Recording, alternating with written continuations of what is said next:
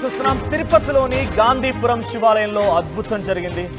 అక్కడ శివలింగంలో నుంచి శివుడు కళ్ళు తెరిచినట్టుగా భక్తులు చెప్తున్నారు. అక్కడికి పెద్ద ఎత్తున ఇప్పటికే జనసంద్రంగా భక్తులు వెళ్ళిపోయారు. ఓం నమ శివాయ, హర హర మహాదేవ, శంభో శంకర అనేటువంటి శివనామ స్తోత్రం పఠిస్తూ అంతా కూడా దర్శనాలు చేసుకొని వెళ్తున్నారు. అయితే దీనికి నిజంగానే కళ్ళు తెరిచాడా? శివుడు కళ్ళు తెరిస్తే ఏం జరుగుతుంది? శివుడు మళ్ళీ వస్తున్నాడా? అసలు శివుడు కళ్ళు తెరవడం అరిష్టమా, శుభసూచికమా, అసలు ఏంటి? ఇవన్నీ మాట్లాడదాం. సో ఏదేమైనా కూడా ప్రస్తుతం తిరుపతి గాంధీపురం మొత్తం కూడా ఒక్కసారిగా శివనామ స్తోత్రం పఠిస్తూ అందరూ కూడా భక్తులు దర్శనం చేసుకుంటున్నారు. మీకు ఆర్టీవీ స్క్రీన్ పైన బిఫోర్ అండ్ ఆఫ్టర్ విజువల్స్ని మీకు చూపిస్తూ ఉన్నాను. సో బిఫోర్ మీరు గమనించండి, అదే ఆలయంలో శివలింగం మీరు చాలా స్పష్టంగా గమనిస్తున్నటువంటి ఆ శివలింగంలో ఎటువంటి ఆనవాళ్ళు లేవు, కళ్ళు తెరిచినట్టుగా, కళ్ళు ఉన్నట్టుగా. రైట్ సైడ్లో మీరు గమనిస్తున్నటువంటి ఆ విజువల్స్లో ఆఫ్టర్ విజువల్స్ మీరు గమనించండి. సో ఎప్పుడైతే ఈ శివుడు కళ్ళు తెరిచాడేటువంటి ఆనవాళ్ళు మీరు గమనిస్తూ ఉన్నారో అది రెండో బాక్స్లో కనబడుతోంది. ఆ విభూది కింద రెండు ఇరువైపులా అటు ఇటుగా కొన్ని ఆనవాళ్ళు కనబడుతున్నాయి. అవే శివుడు కళ్ళు తెరిచాడనడానికి ఒక సంకేతంగా భావిస్తున్నారు. భక్తజన సంద్రం పోటెత్తింది. అక్కడికి ఎడెత్తిన భక్తులు చేరుకుంటున్నారు. తమ మొక్కులు కోరికల్ని అక్కడ నెరవేర్చమని శివయ్యని ప్రార్థిస్తూ ఉన్నారు. కొంతమంది ఏమో ఇది పూర్తిగా అవాస్తవం, మూఢనమ్మకం అని మాట్లాడుతుంటే, మరికొందరేమో శివుడు వచ్చాడు, ఆగ్రహం వెలగక్కుతూ ఉన్నాడు. సో శివుడు రావడం, శివుడు కళ్ళు తెరవడం అనేది అరిష్టమా, శుభసూచికమా, ఇలా రకరకాల చర్చలు అయితే మొదలయ్యాయి. ఒకసారి మాట్లాడదాం. మనతో పాటుగా పండిత్ కృష్ణమాచార్యులు గారు ఉన్నారు. సో ఆయనతో మాట్లాడదాం. ఆయన నుంచి మరిన్ని వివరాలు తెలుసుకునే ప్రయత్నం చేద్దాం. సో గురుగారు నమస్కారం అండి. కృష్ణమాచార్యులు గారు, ఏంటి నిజంగానే శివుడు కళ్ళు తెరిచాడా? కలియుగంలో 5 వేలు గడిచినటువంటి మీదట పంచాంగములు పనికి మాలిన వైపోవు, నవగ్రహంబుల నడక మారేను అన్నారు గురుదేవుడు వీరబ్రహ్మేంద్ర స్వామి. ఒక వ్యక్తి యొక్క భూత భవిత వర్ధమానాలు తెలియజేసే జ్యోతిష్ శాస్త్రమే అద్భుతమైతే, ఓ వ్యక్తి, ఓ వ్యవస్థ, ఓ రాష్ట్రం, ఓ దేశం యావత్ ప్రపంచ భవితను ముందుగానే ఊహిస్తే, కాలచక్రంతో సహా వివరించగలిగితే అది అటువంటి అద్భుతమైన ఫలితాలు చెప్పగలిగిన మహనీయులు, అవతార పురుషులు జగద్గురు శ్రీమద్ విరాట్ పోతులూరి వీరబ్రహ్మేంద్ర స్వాముల వారు. అందుకే కాబోలు ఎక్కడ ఏ వింత జరిగినా, ఏ విచిత్రం సంభవించినా శ్రీ వీరబ్రహ్మేంద్ర స్వాముల వారి కాలజ్ఞానంలో చెప్పారు, ఇలా జరుగుతోందని అంటూ ఉంటాం, వింటూ ఉంటాం. ఈ రోజు జరిగినటువంటి సంఘటన కూడా అంతే. పరమేశ్వరుడి యొక్క శివలింగం నుండి ప్రశస్తవంతంగా పరమేశ్వరుడు కన్ను తెరిచాడన్నటువంటి వార్త దావానలంగా వ్యాపించింది. మరి గురుదేవుల యొక్క కాలజ్ఞానం, వీరబ్రహ్మేంద్ర స్వామి వారి యొక్క విరచితమైనటువంటి సాంద్ర సింధువేదంలో దీనికి ఏదైనా ప్రమాణం అన్నటువంటిది ఉందా అంటే తప్పకుండా ఉంది. బ్రహ్మంగారి కాలజ్ఞానం అంటే మనం అనుకుంటా కేవలం వింతలు విచిత్రాల పర్వం కాదు, ఇది విశ్వభవిత. గురుదేవులు చెప్పినటువంటి కాలజ్ఞానాన్ని అనుసరించి చూస్తే ఎన్నో రకాలైనటువంటి ఆలయాలకు సంబంధించినటువంటి చోట అక్కడ ఉన్నటువంటి మూల విరాట్ అవ్వచ్చు, అక్కడ ఉన్నటువంటి విశేషవంతమైన దేవతా స్వరూపాల గురించి ఎలాంటి వింతలు, ఎలాంటి విచిత్రాలు జరుగుతాయో మచ్చుకు కొన్ని ఉన్నాయి. లేపాక్షి బసవన్న రంకెలేసేను, యాగంటి బసవన్న అంతకు పెరిగేను, శ్రీశైల బసవన్న శివుడాజ్ఞ కోరేను, సిరివెళ్ల ఆంజనేయుడు నిజరూపు చూపేను, తిలువల్లూరు వీర రాఘవస్వామి విగ్రహము నుండి వింతైన నవ్వు పుట్టేను, కంచి కామాక్షమ్మ బిరబిరా తిరిగేను, మధుర మీనాక్షమ్మ మనుషులతో మాటలాడు, వెంకటేశ్వరుడి గర్భగుడిలో 1000 వింతలు పుట్టు, శ్రీకాళహస్తీశ్వర స్వామి వారి గుడిలోన గర్భగుడిలోన కంఠమున లింగములుండేటి పాములే పుట్టేను, కంచి కామాక్షమ్మ కండ్ల వెంబడి రుధిరం అంటే రక్తమే కారేడు. ఇలా చెప్పుకొచ్చారు. అంటే గురుదేవుల యొక్క కాలజ్ఞానంలో దేవతామూర్తుల యొక్క కళ్ళు తెరిచేటువంటి ఆనవాళ్ళు ఉన్నటువంటి సంఘటనలు ఉన్నట్టుగా ఈ విషయాల్ని చూస్తే మనకు అర్థమైపోతుంది. నేను కూడా విశ్వసిస్తున్నాను. భక్తుల యొక్క విశ్వాసం ఏంటంటే సాక్షాత్తు పరమేశ్వరుడు. కృష్ణమాచార్య గారు మాట్లాడడం, మనతో పాటు ఇంకో గెస్ట్ కూడా జాయిన్ అయ్యారు, కృష్ణారెడ్డి, విహెచ్పి నాయకులు ఆయన. కృష్ణారెడ్డి గారు నమస్తే అండి.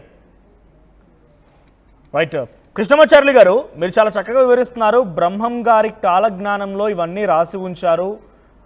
కామాక్షమ్మ, మధుర మీనాక్షమ్మ, శ్రీకాళహస్తీశ్వర ఆలయంలో ఏం జరుగుతుంది, వెంకటేశ్వర స్వామి ఆలయంలో గర్భగుడిలో ఏం జరుగుతుందో చాలా చక్కగా వివరించారు. కాబట్టి దీనికి సైంటిఫిక్ ఆధారం అని చెప్పి చాలా రోజులుగా చర్చ జరుగుతుంది. సరే, కాసేపు సైంటిఫిక్ ఆధారం పక్కన పెడితే, సో ప్రస్తుతానికి ఇప్పుడు తిరుపతిలోని ఆలయంలో కళ్ళు తెరిచాడు శివుడు అనే దాంట్లో ఎంత మేర వాస్తవం ఉందనాలి? నిజంగా కళ్ళు తెరిస్తే ఇది శుభసూచకంగా భావించాలా, అరిష్టంగా భావించాలా?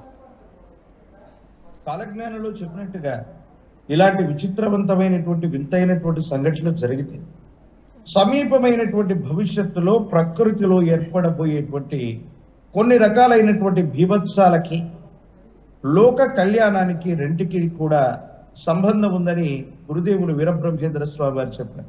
అందులో కూడా ఇలాంటి సంఘటనలు ఎందుకు జరుగుతాయి అనడానికి కూడా స్వామివారు ఒకటి చెప్పారు. నేనొచ్చు కాలాన అంటే గురుదేవులు మళ్ళీ ఏం చెప్పారు, వీరభోగ వసంతరాయుడుగా తాను వచ్చేటువంటి తరుణానికి ముందు ఇలా జరుగుతుంది. గతంలో మనం తెలుసుకున్నాం, సార్వరీనామ సంవత్సరంలో విశేషవంతమైనటువంటి కరోనా వ్యాప్తి, ఈశాన్య దిక్కు నుండి విషగాలి వీచేను లక్షలాది జనులు చచ్చేరయ్యా, కోరంకి అన జబ్బు కోటి మందికి తగిలి కోడిలాగా తూగి సచ్చేరయ్యానని ఒక విపత్తును మనం చూసాం.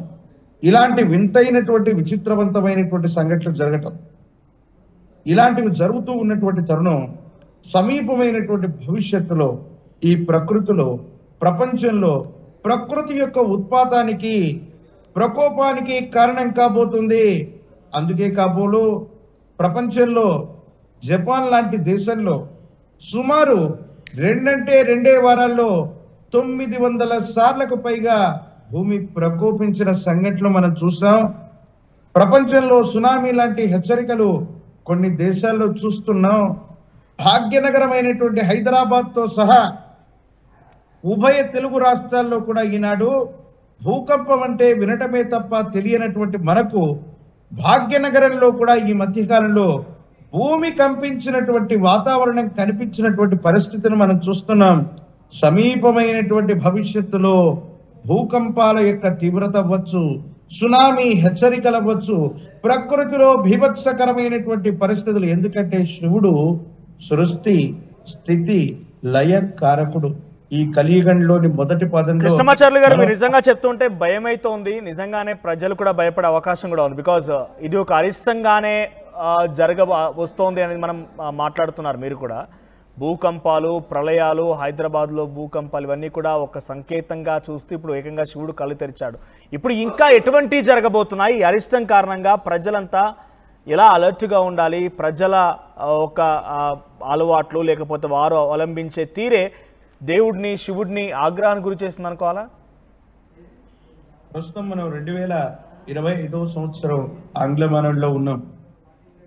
దీన్ని విశేషంగా కలియుగంలో కనుక అన్వయించుకుంటే 5125 సంవత్సరాలు పురస్కరించుకున్నాం.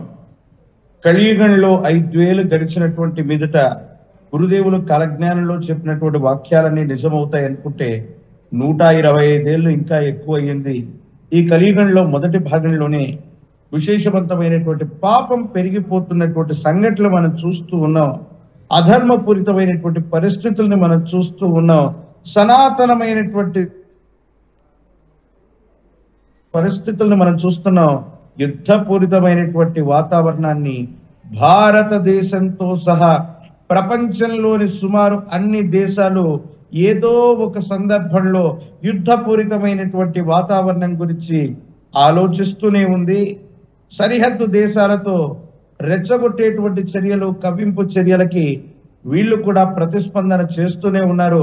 ప్రపంచంలో ఉక్రెయిన్ రష్యాల మధ్య జరుగుతున్నటువంటి యుద్ధం రోజులు, వారాలు, నెలలు, సంవత్సరాలు గడిచిపోతున్నా అక్కడ ఉధృతి పూర్తిగా తగ్గినట్టుగా ఇంకా కనబడట్లేదు.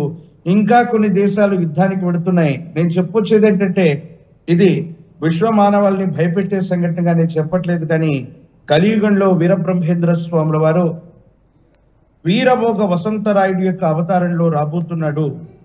ఈ భూమి మీద పాపం పెరిగిపోతున్నటువంటి పరిస్థితులు, దుష్ట శిక్షణ కోసం, శిష్ట రక్షణ కోసం ఈ ప్రకృతి విశేషవంతమైనటువంటి ఒక్క మాటలో చెప్పండి.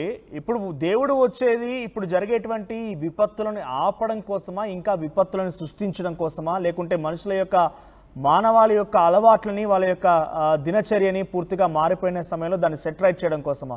మంచి లేదా చెడు ఏం జరగబోతుంది ఒకటే మాటలో? యాంత్రికరమైనటువంటి జీవితంలో అత్యాధునిక సాంకేతిక పరిజ్ఞానంతో కూడిన వ్యవస్థతో పురోగమిస్తున్నామన్నటువంటి పొరపాటులో